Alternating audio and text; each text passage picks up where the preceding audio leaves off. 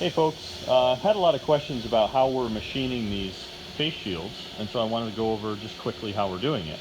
So first of all, on the bottom of the table, there's a large fixture, and the fixture is essentially a piece of Baltic birch that's been faced, which means we cut the top perfectly flat, and then a bunch of series of holes were drilled and threaded inserts are in those holes. So if you can see in there, there's threaded inserts. So the first thing we do is we unroll the sheets of plastic off of this giant spool here. We got a nice spool holder from NTK Fab. They made up for us, one for each shop. So depending on the material thickness, we can get up to 20 sheets of plastic on the table at a time.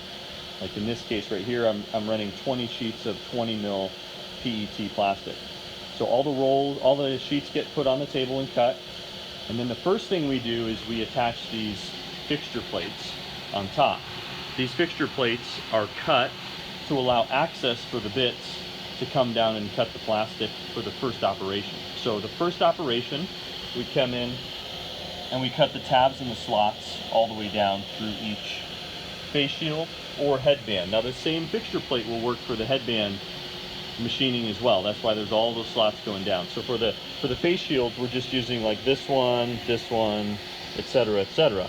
But for the headbands, they're all stacked in rows all the way down. So the fixture plates go on, everything gets clamped down. The ends of the fixture plates get clamped down with cawls, and a cawl is a bent lamination, that banana-shaped piece of wood there. And you can see one on the table here. So it gets bolted down at each end, and it puts pressure all the way across the sheet. It does a fairly good job of keeping the sheets flat. This plastic likes to stay in kind of a curled shape, so we do have some trouble with it wanting to rise, but we're working on the process. So fixture plates would go all across the table. We'd run program A, and that cuts all those little tiny tabs and slots. Then I remove the first fixture plate, and I bolt on these face shield shaped pieces of Baltic, and that clamps each stack of 20 face shields.